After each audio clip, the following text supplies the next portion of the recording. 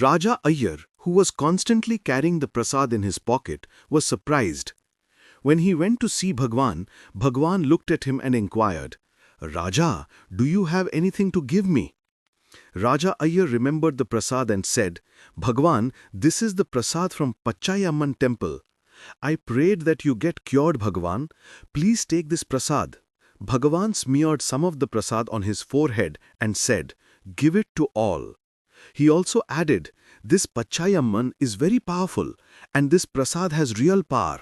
Raja Iyer told me that Bhagwan knew that every devotee could feel the love which Bhagwan had for him, and Bhagwan knew how to communicate this love unfailingly. Raja Iyer used to look after the Westerners who visited the ashram. Bhagwan appreciated the way Raja Iyer performed this duty. When I came to Ramanashramam in 1960, until 1972 or so, it was Raja Iyer who instructed me on how to conduct myself in the presence of Westerners and how to take care of them. Hugo Meyer and I thought that since Raja Iyer was so passionate about food, he would suffer a lot in his last days. We thought that he would constantly demand something to eat. But an extraordinary thing happened. 1 week before he passed away, he suddenly stopped eating. 2 days before his end, he said, "I will drink only water." It is not that he had any kind of disease, he just died of old age without any disease.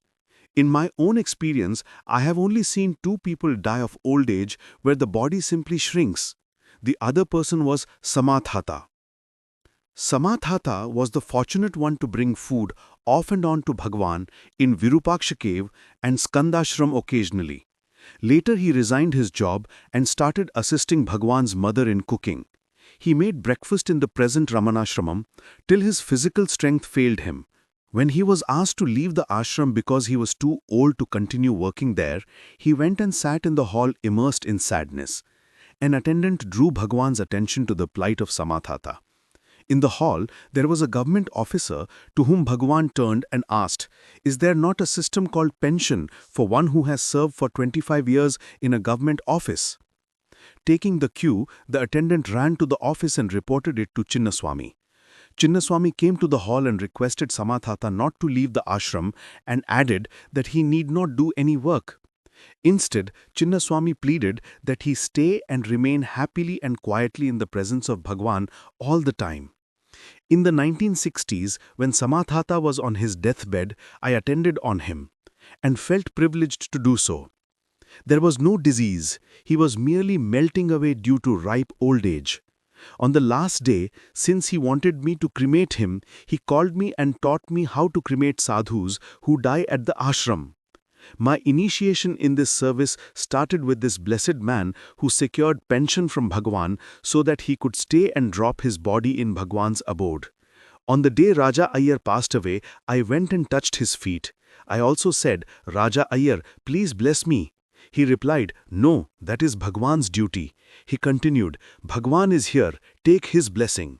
However, I insisted, "I will take Bhagwan's blessing, but you must bless me too." I then told him, "Raja Iyer, you know me very well. I will always do my best. If you have any wishes, please tell me. I will fulfill them. You know that I will do so." Raja Iyer replied, "Ganesh, I have no desire. I have no thought at all. No thought comes to me. Look, Bhagwan is here. Bhagwan is here." He kept repeating it over and over again.